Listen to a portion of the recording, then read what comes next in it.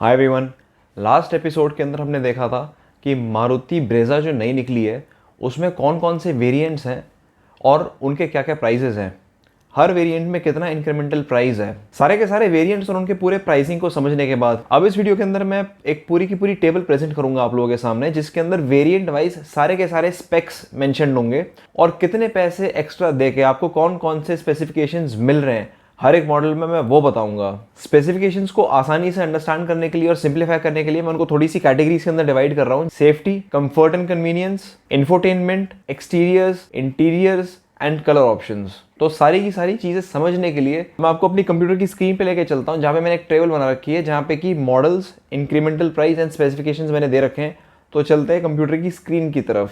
तो जैसा कि आप देख सकते हैं कि मैंने 11 मॉडल्स जो थे इनिशियली उनको सिंप्लीफाई करके 4 मॉडल्स करके लिख दिए हैं यहाँ पे। अब LXi जो है वो बेस वेरिएंट है जो कि 7.99 लाख का है, इसलिए जो एक्स्ट्रा या इंक्रीमेंटल प्राइस है वो तो यहाँ है नहीं क्योंकि this is the base. VXi 1,47,500 महंगा है तो वो यहाँ पे लिखा है। ZXi VXi से इतना ज़्यादा महंगा है, ZXi प्लस ZXi से इतना महंगा है। सिमिलरली LXi के अंदर जो स्टैंडर्ड फीचर्स हैं वो मैंने यहाँ पे मेंशन करे हुए हैं। खैर फीचर्स तो काफ़ी सारे हैं लेकिन जो थोड़े से डिस्टिंक्टिव फीचर्स हैं वो मैंने यहाँ पे मेंशन करे हुए हैं। उसके बाद जैसे ही आप सब्सिक्वेंट मॉडल्स में जाओगे जैसे कि VXi, तो इसमें सिर्फ वही फीचर्स हैं जो कि LXi से हटके हैं। मतलब VXi में LXi की सारी चीज़ें हैं प्लस ये एडिशनल चीज़ें हैं। उसी तरह से ZXi में जो VXi में मिल रहा है वो सब तो है ही, प्लस ये एक्स्ट्रा चीज़ें हैं। एंड ZXi प्लस में जो ZXi में है उसके अलावा और भी फीचर्स हैं। तो शुरुआत करते हैं बिल्कुल बेस मॉडल से LXi में। तो LXi में जैसा कि आप देख सकते हैं कि सेफ्टी फीचर में इलेक्ट्रॉनिक स्टेबिलिटी प्रोग्राम स्टैंडर्ड है। इलेक्ट्रॉनिक स्टेबिलिटी प्रोग्राम इन्होंने सारे के सारे मॉडल्स में अक्रॉस द रेंज स्टैंडर्ड डाल रखा है, जो कि एक काफ़ी अच्छी बात है। ये ESP मारुति सियाज के अंदर भी मिलता है सारे मॉडल्स में। ESP एक ऐसा फीचर है जिससे कि अगर गाड़ी के अंदर हाई स्पीड में सडन स्टेयर करना हो तो गाड़ी को ओवर स्टेयर या अंडर स्टेयर करने से ये बचाता है, गाड़ी की स्टेबिलिटी मेंटेन करता है। कैसे? गाड़ी के इंडिविजुअल व्हील्स पे ब्रेक्स लगा लगा के। वैसे भी ये ESP जो है ये 2023 के अंदर मेन स्ट्रीम होने वाला है। गवर्नमेंट का रेगुलेशन है कि सारी गाड़ियों में कंपलसरी होना चाहिए। दूसरा, हिल होल्ड असिस्ट। ये भी एक ऐसा फीचर है जो कि बेस्ड मॉडल ऑनवर्ड्स सारे मॉडल्स में मिल रहा है। हिल होल्ड असिस्ट ऐसा है कि कई बार हम लोग जब गाड़ी चलाते हैं किसी ऊंचाई पे, तो ऊंचाई पे चलाते चलाते जब हमें रुकना होता है तो हम ब्रेक पे पैर रखते हैं, लेकिन जब हमें दोबारा चलाना होता है तो फिर क्लच पे पैर रख के गियर बदल के फिर हम ब्रेक से राइट वाला पैर हटा के एक्सेलेटर पे रखते हैं। तो वो जो ड्यूरेशन होती है ब्रेक से एक्सेलेटर पे पैर रखने की, उतनी देर में गाड़ी पीछे सरकने लग जाती है। जो थोड़ा सा स्किल्ड ड्राइवर है वो तो उस मूवमेंट को संभाल लेता है, ज़्यादा गाड़ी को पीछे नहीं जाने देता है, लेकिन जो बेचारे थोड़े से अनस्किल्ड होते हैं उनको अपहिल ड्राइविंग के अंदर बड़ी दिक्कत आती है। डर रहता है कि कहीं पीछे जो गाड़ी है उसको ठोक ना दें। तो हिल होल्ड असिस्ट जो है वो गाड़ी को उसी पोजीशन में स्टेशनरी रखता है जब तक आप एक्सेलेरेटर पे पैर ना रखो। ब्रेक से पैर हटाने के बाद भी गाड़ी स्टेबल वहीं पे रहती है, स्टेशनरी रहती है। तो इसका ये फ़ायदा है। उसके अलावा मैंने इसमें ABS और EBD यानी कि एंटी लॉक ब्रेकिंग सिस्टम और इलेक्ट्रॉनिक ब्रेक फोर्स डिस्ट्रीब्यूशन वो मेंशन नहीं किया हुआ, क्योंकि इनके ब्रोशर में भी वो चीज़ मेंशन नहीं है। मैंने ये चीज़ें सीधा ब्रोशर से देख के निकाली है, मैं अपनी तरफ से कोई एडिशन या सब्ट्रैक्शन नहीं कर रहा हूँ। लेकिन ABS और EBD इसमें होगा क्योंकि गवर्नमेंट रेगुलेशंस ने सारी गाड़ियों में ABS और EBD कंपलसरी कर रखा है। सिमिलरली सरकार ने डुअल एयरबैग्स और रियर पार्किंग सेंसर्स भी कंपलसरी करे हुए हैं। क्योंकि ये चीज़ें ब्रोशर में मेंशन थी तो वो मैंने यहाँ पे टेबल में लिखी हुई हैं कि dual airbags and rear parking sensors with infographic display. अब चलते हैं कंफर्ट एंड कन्वीनियंस पे, क्योंकि इंफोटेनमेंट में इस गाड़ी में कोई म्यूजिक सिस्टम नहीं आता, कोई स्पीकर्स नहीं आते, टच स्क्रीन कुछ भी नहीं आता। इनफैक्ट जो इसके स्पीडोमीटर और टैकोमीटर के बीच में जो MID है वो भी सेगमेंट डिस्प्ले है, वो भी TFT डिस्प्ले नहीं है। अगर कंफर्ट एंड कन्वीनियंस की बात करी जाए तो इसके जो आउटसाइड रियर व्यू मिरर्स हैं ORVMs वो इलेक्ट्रॉनिकली एडजस्टेबल हैं। मतलब थोड़ा ऊपर नीचे लेफ्ट राइट करना हो तो पहले एक छोटा सा जॉयस्टिक आता था जिसको पकड़ के आप कर सकते थे, उसकी बजाय इन्होंने इसको इलेक्ट्रॉनिकली एडजस्टेबल दे रखा है। गाड़ी के अंदर रेयर AC वेंट्स हैं अक्रॉस ऑल दी वेरिएंट्स, जो कि काफ़ी अच्छी बात है। साथ ही साथ all door power Windows and driver side की जो पावर विंडो है that has auto up and down function. अब चलते हैं VXi वेरिएंट पे, जो कि 1,47,500 रुपये ज़्यादा एक्सपेंसिव है, ऑलमोस्ट 1.5 लाख रुपये लगा लो। तो इसमें सेफ्टी फीचर में आपको मिलता है रियर डीफॉगर इलेक्ट्रिक। आप इसमें टच स्क्रीन ऑडियो और भी बेटर लगवा सकते हो बाहर मार्केट से, स्पीकर लगवा सकते हो। बाहर आफ्टर मार्केट आपको बथेरे music system touch screen systems मिल जाएंगे जिसमें Android Auto, Apple car play है, रिमोट कंट्रोल मिल जाएगा, USB कनेक्टिविटी मिल जाएगी, स्पीकर आप बाहर से लगवा सकते हो, इलेक्ट्रिकली फोल्डेबल ORVMs बाहर से लग सकते हैं, हाइट एडजस्टेबल ड्राइवर सीट। ये एक और चीज़ है जो इन्होंने अपर मॉडल में दी हुई है। ऑनेस्टली स्पीकिंग मुझे हाइट एडजस्टेबल मिल जाए तो भी ठीक है, ना मिले तो भी ठीक है। तो मेरे जैसे आदमी के लिए बहुत ज़्यादा इंपॉर्टेंट नहीं है, मेरी हाइट 5 साढ़े 8 है, तो इसलिए मेरे लिए ये इतना वर्थ नहीं है। बट जिसकी शायद हाइट बहुत ज़्यादा कम है उसके लिए इंपॉर्टेंट हो सकता है। कि जिसकी बहुत ज़्यादा हाइट है वो तो नॉन एडजस्टेबल सीट में ही बैठ सकता है, क्योंकि उसके लिए सीट नीचे OEM वाले पहले ही सही करके रखते हैं। सिमिलरली ऑटोमेटिक क्लाइमेट कंट्रोल भी एक ऐसी चीज़ है। नेक्स्ट है Chrome plated inside door handles. I think मुझे ऐसा लगता है कि ये इतनी ज़्यादा कोई इंपॉर्टेंट चीज़ है नहीं कि अंदर का हैंडल क्रोम प्लेटेड होना चाहिए, और ये भी आई थिंक आदमी बाहर से लगवा सकता है। और जो डोर आर्मरेस्ट है फैब्रिक के साथ, बट ये भी एज एन एक्सेसरी आपको कहीं पे मिल जाएगा। तो इसके अंदर बेसिकली आपका डीफॉगर, ऑटोमेटिक क्लाइमेट कंट्रोल और आपका हाइट एडजस्टेबल सीट, ये 3 चीज़ें हैं जो आपकी काम की हैं। बाकी चीज़ें तो आपको थोड़े बहुत पैसे दे के मिल जाएंगी। इन 3 चीज़ों के लिए basically they are charging 1,47,500। Now honestly speaking, अगर आपको ऐसा लगता है कि आपकी एक एवरेज हाइट है, आप किसी भी गाड़ी में बैठ के कंफर्टेबली चला सकते हो, और आप ऐसी कहीं पे जगह पे रहते हो जहाँ पे ज़्यादा सर्दी नहीं पड़ती, जहाँ पे रेयर ग्लास पे मिस्ट नहीं पड़ती, जैसे अगर कोई दिल्ली में या बिल्कुल नॉर्थ इंडिया में रहता है जो बहुत सर्दी वाली जगहों में रहता है, तो उसके लिए डीफॉगर काम की चीज़ है। लेकिन अगर आप बैंगलोर, चेन्नई, मुंबई ऐसी जगहों में रहते हो, तो अगर आपकी गाड़ी में डीफॉगर नहीं भी होगा तो कोई बात नहीं, क्योंकि आप डीफॉगर यूज़ ही नहीं करोगे, क्योंकि वहाँ पे ऐसा मौसम ही नहीं है। और रही बात ऑटोमेटिक क्लाइमेट कंट्रोल की, तो अगर आप हीटर और AC मैनुअली एडजस्ट करके अपने हिसाब से यूज़ कर सकते हो, आपको टेम्परेचर कंट्रोल और वो सब करने की ज़रूरत नहीं है, तो आप अपने ऑलमोस्ट 1.5 लाख रुपये बचा सकते हो। तो मुझे ये देख के पर्सनली ऐसा लगा कि VXI शायद उतना वैल्यू फॉर मनी नहीं है अगर मैं उसको LXI से कंपेयर करूं। अब चलते हैं ZXI पे, जो कि VXI से 1,40,000 रुपये एक्स्ट्रा है। अब उस 1,40,000 में हमें क्या क्या मिलता है वो देखते हैं। इसमें हमें मिलता है rear view camera, rear wiper and washer. देखो अगेन, रेयर वाइपर और वॉशर भी ऐसी जगह पे आप रहते हो जहाँ पे मौसम ठीक है, तो इसकी ऐसी कोई खास ज़रूरत है नहीं। अब बहुत सारी गाड़ियाँ हैं, लोग सेडान भी तो चलाते हैं, लोग हैचबैक्स भी तो चलाते हैं, उसमें तो कोई रियर वाइपर वॉशर नहीं होता, लेकिन फिर भी लोग मैनेज कर रहे हैं। तो अगर आपको ऐसा लगता है कि ये बहुत इंपॉर्टेंट नहीं है, you can give it a miss. रही बात रियर व्यू कैमरा की, तो वो after market fitment as an accessory आपको मिल सकता है, अवेलेबल है आपको अमेजॉन में, दुनिया जहान की जगहों में मिल जाएगा, आप एक बार गूगल सर्च करके देख लेना। नेक्स्ट जो ये चीज़ दे रहे हैं, again touch screen audio 7 inch का, पिछले VXI मॉडल की तरह ही है। इसमें लेकिन थोड़ा सा एडवांस्ड फीचर कुछ होगा, क्योंकि इसमें स्मार्ट प्ले प्रो लिखा हुआ है, उसमें स्मार्ट प्ले स्टूडियो था। साउंड सिस्टम ये लोग देते हैं, आर्कामाइज का साउंड सिस्टम है जो कि ये मेंशन कर रहे हैं। मैंने इस कंपनी के बारे में आज से पहले कभी सुना नहीं, मेरी शायद ज़्यादा नॉलेज नहीं है, या हो सकता है कि कंपनी इतनी फेमस ना हो, क्योंकि ज़्यादातर लोग हरमन गार्डन, बोज, सोनी इनकी बात करते हैं। मैंने ये पहली बार सुना है, जिसमें कि 4 स्पीकर के साथ साथ 2 ट्वीटर भी हैं। VXI में स्पीकर थे, इसमें 2 एडिशनल ट्वीटर्स हैं, ऑन बोर्ड वॉइस असिस्टेंट है, और ओवर द एयर अपडेट है। मतलब कि आप इसको सिस्टम को अपग्रेड भी कर सकते हो, अपडेट भी कर सकते हो थ्रू द इंटरनेट, जैसे जैसे इसमें कोई अपडेट मारुति वाले लॉन्च करेंगे। और जो मल्टी इन्फॉर्मेशन डिस्प्ले है, जो कि स्पीडोमीटर और टैकोमीटर के बीच में एक छोटी सी स्क्रीन आती है, जहाँ पे कुछ इन्फॉर्मेशन मिलती है कि डिस्टेंस टू एम्प्टी क्या है, कितने किलोमीटर चल रही है, वो सब, वो TFT कलर डिस्प्ले है, ये फ़र्क है। लेकिन अगर आप अगेन म्यूजिक सिस्टम की बात करो, स्पीकर की बात करो, वो तो आप बाहर से भी लगवा सकते हो, वो कोई इतनी बड़ी चीज़ नहीं है। अब चलते हैं नेक्स्ट, कंफर्ट एंड कन्वीनियंस में लोग क्या क्या ऑफर कर रहे हैं। Electric sunroof, cruise control, 60-40 split rear seats, overhead console with sunglass holder, map lamp, engine push start stop button with smart key, rear center armrest with cup holder, telescopic steering। अब इसके अंदर मैं आपको बता दूं कि टेलीस्कोपिक स्टीयरिंग जो है वो आप एज एन एक्सेसरी नहीं लगवा सकते हो।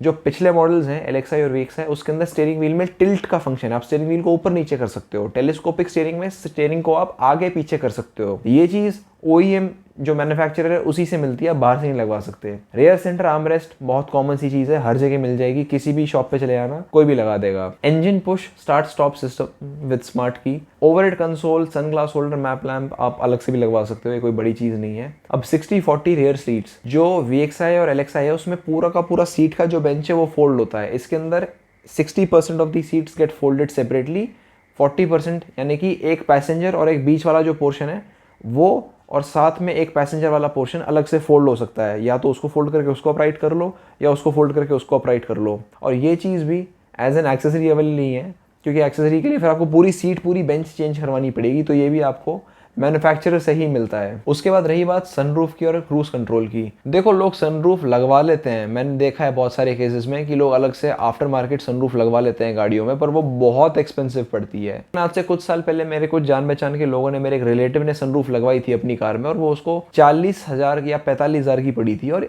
आई थिंक इस बात को काफ़ी साल हो गए, अराउंड 8-10 साल हो गए होंगे। तो जिस तरह से महंगाई बढ़ रही है, मुझे लगता है कि सनरूफ की ही कॉस्ट 60 70 80 हज़ार होगी, या शायद हो सकता है कि उससे भी ज़्यादा हो। नेक्स्ट चलते हैं क्रूज़ कंट्रोल पे। क्रूज़ कंट्रोल भी मुझे ऑटोमेटिक क्लाइमेट कंट्रोल टाइप ही लग रहा है। इसके अंदर काफ़ी सारे सिस्टम्स होते हैं, आपको इसके अंदर एक अलग से स्टॉक लगवाना पड़ेगा, या फिर स्टीयरिंग व्हील के अंदर जहाँ पे क्रूज़ कंट्रोल माउंटेड सिस्टम होते हैं वो लगवाने पड़ेंगे। ये हर गाड़ी के हर मॉडल के लिए अवेलेबल होगा नहीं, बल्कि मुझे लगता नहीं कि शायद अवेलेबल हो भी, अगर होगा भी तो लिमिटेड वेरिएंट्स के लिए होगा। बट मैं ये मान के चलता हूँ कि ये as an after market accessory ना लगवाओ, ये कंपनी फिटेड ही हो तो ही ठीक है। नेक्स्ट चलता है अलॉय व्हील्स पे। लोग तो खैर अलॉय व्हील्स बाहर से कभी भी लगवा सकते हैं। डुअल एलईडी हेडलैम्प्स, बहुत सारे लोग हैं जो कि हैलोजन हेडलैम्प्स को रिप्लेस करके एलईडी हेडलैम्प्स लगवा देते हैं, तो ये भी एक एक्सेसरी की तरह अवेलेबल है। रूफ रेल एक सिर्फ स्टाइल स्टेटमेंट है, इसकी कोई खास यूटिलिटी तो मुझे लगती है नहीं, पर ये भी एज एन एक्सेसरी आप लगवा सकते हो। एलईडी डीआरएल्स भी आप एज एन एक्सेसरी लगवा सकते हो। अब गाड़ी में जो आगे और पीछे स्किड प्लेट है जो कि ब्लैक कलर की है एलएक्सआई में और वीएक्सआई में, इसमें थोड़ा सिल्वर फिनिश दे रखी है, ये भी एज एन एक्सेसरी आप कहीं से भी लगवा सकते हो, कोई बड़ी बात नहीं है। इसमें डुअल टोन कलर ऑप्शन भी है। 16,000 रुपये दे के, जैसा कि मैंने पिछली वीडियो में डिस्कस किया था, 16,000 दे के आप बॉडी का कलर अलग और पिलर्स का और रूफ का अलग करवा सकते हो। एक चीज़ मैं बतानी भूल गया कि जो VXI मॉडल है उसमें एक अलग से कलर ऑप्शन है। जितने कलर्स LXI में अवेलेबल है उसके अलावा एक एडिशनल कलर है ब्राउन कलर का, जो पुलिस की वर्दी खाकी टाइप का कलर है। इसको इन्होंने ब्रेव खाकी बोला हुआ है, तो ये कलर ऑप्शन सिर्फ VXI में अवेलेबल है, LXI में नहीं है। चलो चलते हैं दोबारा ZXI पे। तो ZXI के अंदर अगेन डुअल टोन ऑप्शन आपके पास है। तो मुझे ऐसा लगता है कि एक्सटीरियर्स के अंदर तो जो भी चीज़ें मेंशन्ड है all of them can be bought from the market as an accessory. Interiors में चलते हैं तो डुअल टोन इंटीरियर्स, लोग इंटीरियर्स के अंदर तो बहुत चेंज करवाते हैं, बट इसमें डुअल टोन इंटीरियर्स मिलते हैं जो कि as an accessory after market आप लगवा सकते हो, ये लेकिन महंगा पड़ेगा। फिर को ड्राइवर साइड वैनिटी लैंप मिल जाएगा, लगेज लैंप मिल जाएगा, फ्रंट फुटवेल इल्यूमिनेशन मिल जाएगी, रेयर पार्सल ट्रे मिल जाएगी। फिर उसके बाद इंस्ट्रूमेंट पैनल ऑर्नामेंट, जो स्पीडोमीटर और टैकोमीटर होते हैं तो उनकी जो एजेस होती हैं उस पर एक सिल्वर फिनिश होती है, तो ये वो चीज़ है, ये इतनी कोई खास बड़ी चीज़ नहीं है, और ये भी एज एन एक्सेसरी आपको मिल जाएगा। तो बात करते हैं कि कौन सी कोर चीज़ें हैं ZXI में जो कि आपको बाहर से नहीं मिलेंगी, और अगर बाई चांस मिल भी गई तो इतने ज़्यादा पैसे खर्च के मिलेंगी कि आपको लगेगा कि यार इससे अच्छा तो मैं ZXI ले लेता। तो पहली बात तो MID with TFT colour display, बहुत कम चांस है कि आप इसको बाहर से करवा पाओगे। चलो रियर व्यू कैमरा फिर भी लगवा लोगे, म्यूजिक सिस्टम हो सकता है कि आप इससे बेटर लगवा लो। एक इलेक्ट्रिक सनरूफ, ये तो अगर आप बाहर से लगवाने लग गए तो पूरी वो छत काटेगा, उसमें सनरूफ फिट करेगा, बहुत एलैबोरेट प्रोसीजर है, बहुत एक्सपेंसिव है। मैं तो ये एडवाइस करूँगा कि मत ही करवाओ, अगर किसी को करवाना ही है तो शायद माइट एज वेल ZXI ले ले। 60-40 स्प्लिट रियर सीट्स भी आप नहीं करवाओगे क्योंकि उसके लिए पूरी बेंच चेंज करनी पड़ेगी, तो ये भी एक फीजिबल मामला नहीं है। टेलीस्कोपिक स्टीयरिंग एक ऐसी चीज़ है जो आपको कहीं भी नहीं मिलेगी, ये वो OEM ही दे पाएगा आपको। अगर अलॉय व्हील्स की मैं बात करूं तो अलॉय व्हील्स भी आप बाहर से लगवा तो सकते हो, लेकिन अलॉय व्हील्स का खर्चा भी आपको कम से कम, और नहीं तो मुझे ऐसा लगता है कि अलॉय व्हील्स का खर्चा 30 से 40 हज़ार होगा, शायद उससे ज़्यादा भी हो। तो बाहर से आप लगवा सकते हो लेकिन खर्चा काफ़ी होगा। LED हेडलैम्प्स लगवा सकते हो, लेकिन उसका भी मुझे लग रहा है 7-8-10 हज़ार का खर्चा होगा, 20 का भी हो सकता है, 30 का भी। वो कौन सी कंपनी की कौन सी क्वालिटी की आप लगवाते हो वो तो टोटली आप पे डिपेंड करता है। तो मुझे ऐसा लगता है कि अगर मैं इन सारी चीज़ों की कॉस्ट ही ऐड करूँ, सनरूफ की, क्रूज़ कंट्रोल की, अलॉय व्हील्स की, और LED हेडलैम्प्स की, LED DRLs की, टेलीस्कोपिक स्टीयरिंग की, 60-40 स्प्लिट रियर सीट्स की, रियर व्यू एक कैमरा एक ऐसी चीज़ है जो कि मैंने देखा है कि 2,500-3 हज़ार के अंदर भी मिल जाता है। अब उसकी क्वालिटी शायद उतनी ज़्यादा अच्छी ना हो, बट कुछ लोगों ने काफ़ी अच्छे रिव्यूज़ दिए हुए थे, तो मैं उसको इतनी बड़ी चीज़ नहीं मानता। लेकिन मैंने जो चीज़ें गिनवाई हैं, ये सारी की सारी चीज़ें मुझे लगता है कि they might be well worth more than ₹1,40,000। So for me I feel that ZXI is more value for money than VXI। अब चलते हैं ZXI प्लस पे, जो कि ZXI से 1,43,500 रुपये ज़्यादा मांग रहा है। अब ये इस एक्स्ट्रा प्राइस में क्या क्या दे रहे हैं वो देखते हैं। ये लोग दे रहे हैं heads up display, 360 degree camera, side and curtain airbags, यानी कि 6 एयरबैग है इसमें सीट के साइड में, और कर्टन एयरबैग्स जो पूरी शीशों को कवर करती है आगे से पीछे तक, shoulder height adjustable front seat belts, auto dimming IR/VMs। इनका जो ऑडियो सिस्टम है टच स्क्रीन, उसमें 7 इंच की जगह 9 इंच का स्क्रीन है। स्मार्ट प्ले प्रो प्लस है, शायद उसमें और भी ज़्यादा फीचर्स हैं, वो और भी ज़्यादा एडवांस्ड है। म्यूजिक सिस्टम सेम कंपनी का है, लेकिन इसमें एक सराउंड सेंस फीचर है जो कि शायद थोड़ा ज़्यादा एडवांस्ड है। इसमें आपको वायरलेस चार्जिंग मिलेगा, rear fast charging USB type A और C मिल जाएंगे, फ्रंट सेंटर आर्मरेस्ट मिल जाएगा जो कि स्टोरेज बॉक्स की तरह भी काम करता है और स्लाइडिंग भी है। ग्लव बॉक्स जो है वो कूल्ड मिल जाएगा। OR/VMs जो है वो ऑटो फोल्ड मिल जाएंगे कि जब गाड़ी ऑफ करते हो तो वो ऑटोमेटिकली फोल्ड हो जाते हैं। गाड़ी जो है उसमें ऑटो हेडलैम्प्स मिल जाएंगे with follow me home and leave me to vehicle, यानी कि जैसे ही आप गाड़ी के पास जाना चाहते हो, आप गाड़ी को अनलॉक करते हो तो उसके हेडलैम्प्स जल जाएंगे, ताकि अगर आप बहुत अंधेरे में जा रहे हो तो आपको रास्ता दिख जाएगा गाड़ी तक जाने का। सिमिलरली अगर आप गाड़ी को लॉक करके घर की तरफ जा रहे हो अंधेरे में, तो लॉक करने के बाद उसके हेडलैम्प्स कुछ देर तक जलते रहेंगे ताकि आपको वो रास्ता दिखा पाएँ घर जाने का। ये मुझे एक थोड़ा सा अच्छा फीचर लगता है, क्योंकि कई बार ऐसा होता है कि हम अंधेरे में गाड़ी खड़ी करते हैं और हमें मोबाइल की टॉर्च जला के देखना पड़ता है कि रास्ता कहाँ है। अलॉय व्हील्स इसके अंदर भी मिलते हैं, बस ये है कि इसके अंदर वो प्रिसीजन कट अलॉय व्हील्स मिलते हैं जिसमें कि एक थोड़ी मिरर फिनिश आ जाती है, अच्छे लगते हैं देखने में। फॉग लैंप्स भी हैं इसके अंदर, जो कि एलईडी फॉग लैंप्स हैं, और ये इकलौता मॉडल है जिसमें फॉग लैंप्स हैं। इंटीरियर्स की अगर बात करी जाए तो एम्बियंट लाइट्स हैं जो कि रात को बहुत अच्छी लगती हैं देखने में। स्टीयरिंग व्हील जो है वो लेदर रैप्ड है, और ग्लव बॉक्स जो है वो भी इल्यूमिनेटेड है, उसमें भी एक लाइट है। To be very honest, ambient lights, leather wrapped steering wheel, glove box में इल्यूमिनेशन, ये सब आपको एज एन एक्सेसरी मिल जाएगा। Precision cut alloy wheels, fog lamps भी आपको एज एन एक्सेसरी मिल जाएंगे। Auto headlamps, follow me leaving me home, ये भी आपको शायद एज एन एक्सेसरी मिल जाएगा या शायद ना भी मिले, इसके बारे में मैं श्योर नहीं हूँ, लेकिन ये फीचर काफ़ी अच्छा है और मुझे काम का लगता है। लेकिन जिस तरह से इसके रेट बढ़ बढ़ के यहाँ तक पहुँच गए हैं, मैं ऑनेस्टली अपना मोबाइल निकाल के उसकी फ्लैश लाइट ऑन करके जाना ज़्यादा प्रेफर करूँगा अगर मैं वैल्यू फॉर मनी टर्म्स की बात करूँ। उसके बाद बात करते हैं वायरलेस चार्जिंग डॉक। देखो मेरे पास तो ऐसा फ़ोन है ही नहीं जो वायरलेस चार्जिंग सपोर्ट करता हो। अगर आपको जानना हो कि मेरे पास कौन सा फ़ोन है तो यहाँ पे आई बटन में आप एक वीडियो देख सकते हो जिसमें मैंने सारा का सारा मेरा यूट्यूब सेटअप और गियर बता रखा है। एनीवे, वायरलेस चार्जिंग के बारे में अगर कोई बहुत ज़्यादा पर्टिकुलर है कि मैं फ़ोन रखूँ, मेरे को तार लगाने की ज़रूरत ना हो, वैसे जब rear fast charging type A और सी आ रहा है तो तार लगा के भी फ़ोन को चार्ज करा जा सकता है केबल से। लेकिन ये फीचर भी लोअर वेरिएंट में नहीं है, वो भी इसी में आता है, वायरलेस भी इसी में आता है, तो हमारे पास कोई ऑप्शन नहीं है। फ्रंट सेंटर आर्मरेस्ट भी कोई बड़ी चीज़ नहीं है, एज एन एक्सेसरी आप लगवा सकते हो। कूल्ड ग्लव बॉक्स, हम कब कोई खाने की चीज़ रखते हैं ग्लव बॉक्स में? ग्लव बॉक्स में यूजुअली हमारी ओनर्स मैनुअल, गाड़ी के कागज़, टिश्यू पेपर, ऐसी छोटी मोटी चीज़ें होती हैं, या फिर कोई पेन ड्राइव, म्यूज़िक की सीडी। तो उसको कूल्ड रखने का तो मुझे ऐसा कोई बहुत ज़्यादा बेनिफिट लगता नहीं है। हम पानी की बोतल कहाँ रख पाते हैं ग्लव बॉक्स में? इतनी जगह कहाँ होती है? वो तो दरवाजे के साथ में जो एक डोर साइड पॉकेट होती है जिसमें 1 लीटर की बोतल रखने की जगह होती है, हम तो बोतल उसमें रखते हैं। तो ग्लव बॉक्स कूल्ड हो या ना हो, उससे ज़्यादा कुछ फ़र्क तो पड़ता है नहीं, मेरी नज़र में तो नहीं पड़ता। Auto fold ORVMs, I think ये भी एक ऐसा फीचर है जो कि आप आफ्टर मार्केट लगवा सकते हो।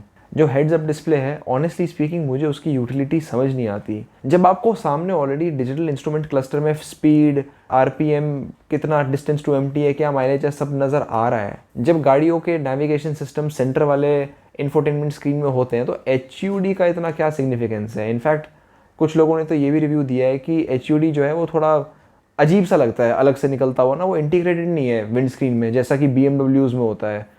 तो ये तो मुझे भी एक्चुअली थोड़ा ऑड सा ही लगता है देखने में। फीचर काफ़ी अच्छा है, लेकिन अगर विंड स्क्रीन में इंटीग्रेटेड हो तो ठीक है। 360 डिग्री कैमरा आपको बाहर आफ्टर मार्केट मिल जाएगा, थोड़ा सा एक्सपेंसिव है, 20 से 25 हज़ार रुपये के बीच में ये पूरा 360 डिग्री कैमरा का सेटअप आता है अगर आप आफ्टर मार्केट लेना चाहो। इस गाड़ी के अंदर आता है, और 360 डिग्री कैमरा मुझे ऑनेस्टली लगता है कि थोड़ा काम की चीज़ है ये। अब साइड एंड कर्टन एयरबैग्स, ये एक ऐसी चीज़ है जो आप आफ्टर मार्केट नहीं लगवा सकते। एयरबैग्स एक ऐसी चीज़ है जो कंपनी फिटेड ही आते हैं और ये बहुत एक्सपेंसिव आते हैं। Shoulder height seat adjustment, seat belt adjustment, ये भी एक ऐसी चीज़ है जो शायद एज एन एक्सेसरी आपको ना मिले। और ऑटो डिमिंग IRVMs, ये तो एज एन एक्सेसरी आपको कहीं भी मिल जाएगा। तो इसलिए, और हाँ, रही बात इसकी टच स्क्रीन ऑडियो की जिसमें कि 9 इंच का स्क्रीन है, बहुत सारी कंपनीज हैं, पायनियर, ब्लॉपंक्ट, जिसके अंदर लोग 10-10, 11-11, 12-12 इंच की भी स्क्रीन्स लगा के घूमते हैं। तो ऑनेस्टली स्पीकिंग मुझे इस ZXi Plus के अंदर जो काम की चीज़ लगी है, जो शायद आपको कहीं और नहीं मिलेगी, वो सिर्फ साइड एंड कर्टन एयरबैग्स हैं। और क्योंकि एयरबैग का पूरा सिस्टम, पूरी असेंबली बहुत एक्सपेंसिव आती है, 1,43,500 का जो हाइक है, कंसिडरिंग की और भी काफ़ी सारी चीज़ें दे रहे हैं, आई थिंक ZXi से ZXi Plus पे अगर ये इतने पैसे मांग रहे हैं तो ठीक है। अब मैं ये नहीं कहूँगा कि ये बहुत ज़्यादा वैल्यू फॉर मनी है, क्योंकि इतने एयरबैग्स कोई ना लेना चाहे। वैसे मैं आपको बता दूं कि 1 अक्टूबर 2022 इस साल से हर गाड़ी में 6 एयरबैग्स आने कंपलसरी हैं। नितिन गडकरी जी, जो कि minister for highways and road transport हैं, उन्होंने ये चीज़ इम्प्लीमेंट कर दी है। वाली चीज़ ज़रूर है जो मुझे बहुत काम की लगती है कि हम जब गाड़ी में ट्रैवल करते हैं तो मुझे कई बार अपने साथ एक पावर बैंक लेके जाना पड़ता है। पावर बैंक लो, चार्ज करो, लेकिन फिर भी यार, अगर मुझे 1,43,000 रुपये एक्स्ट्रा देने हैं तो मैं पावर बैंक और चार्जिंग केबल साथ ले जानी पसंद करूँगा, मुझे कोई दिक्कत नहीं है। इन सब के अलावा आपको मारुति सुजुकी के ZXi प्लस वेरिएंट में एक चीज़ और मिलती है, वो है मारुति सुजुकी कनेक्ट। और इसके अंदर as per brochure of Maruti ये 28 फीचर्स हैं। तो इन 28 फीचर्स को आप देख सकते हैं। अब एक कनेक्टेड कार टेक एक ऐसी चीज़ है जो आजकल काफ़ी ज़्यादा फैशन में आ चुकी है। वेन्यू, क्रेटा, किया की cars, in fact Tata Nexon, Tata Harrier और बहुत सारी गाड़ियाँ जिनके टॉप वेरिएंट्स के अंदर ये कनेक्टेड फीचर्स आ रहे हैं, जिसमें कि आप मोबाइल से काफ़ी सारी चीज़ों को कंट्रोल कर सकते हो। तो ZXi प्लस के अंदर वो चीज़ है। अब मीडिया के अंदर तो ये चीज़ सर्कुलेट हुई थी कि 40 प्लस कनेक्टेड फीचर्स हैं। अब वो 40 प्लस कनेक्टेड फीचर्स कौन से हैं वो तो मुझे नहीं पता, क्योंकि मैंने इनकी वेबसाइट देखी, इनका ब्रोशर देखा तो मुझे सिर्फ ये 28 फीचर नज़र आए। तो वो कौन से एडिशनल 12 फीचर्स हैं मैंने काफ़ी सर्च करा, मुझे तो वो मिले नहीं। तो ये जो है ये चीज़ है जो आपको सिर्फ ZXi प्लस में मिलेगा, और ये एक ऐसी चीज़ है जो आप एज एन एक्सेसरी नहीं लगवा सकते, ये आपको मारुति से ही मिलेगा। सो अगर किसी को full blown top of the line model जिसके अंदर सब कुछ मिलता है तो ZXi प्लस अच्छा है। और मुझे ऐसा लगता है क्योंकि एयरबैग्स ही अपने आप में बहुत मोटी चीज़ है, बाकी सारी एक्सेसरीज भी एक्सपेंसिव हैं, और this Maruti Suzuki connect being the unique feature of this model जो कि आपको बाहर से नहीं मिलेगा। एंड इसका आई थिंक जो टच स्क्रीन सिस्टम है, म्यूज़िक सिस्टम है, वो भी काफ़ी एडवांस्ड है। 9 इंच की स्क्रीन है और सराउंड सेंस म्यूज़िक सिस्टम है। So I think 1,43,000 rupees extra में अगर ये चीज़ें एडिशनल दे रहे हैं, it seems to be a decent proposition. और VXi के अंदर तो ये 1,47,500 के अंदर जो चीज़ें दे रहे थे उसके कंपैरिजन में ये 1,43,500 में जो चीज़ें दे रहे हैं वो काफ़ी ज़्यादा हैं। So I feel that the most value for money car is probably LXi, उसके बाद ZXi, उसके बाद ZXi प्लस, उसके बाद VXi। अब आप लोग मेरे से पूछोगे कि भाई जब ZXi प्लस की आप तारीफ़ कर रहे हो कि इसमें इतने सारे फीचर्स हैं और 1,43,000 एक्स्ट्रा लेना इन सब के लिए शायद जस्टिफाइड है, तो आपने उसको वैल्यू फॉर मनी के अंदर थर्ड नंबर पे ZXi के बाद क्यों रखा? उसका रीज़न ये है क्योंकि ZXi प्लस जो है उसका जो टॉप वेरिएंट है वो 13,96,000 तक का पड़ता है एक शोरूम। चलो आप डुअल टोन हटा लो, 13,80,000 पड़ता है। अब 13,80,000 जो है वो एक ऐसी प्राइस टेरिटरी है कि उसके अंदर और जो सेगमेंट की गाड़ियाँ हैं वो आ जाती हैं।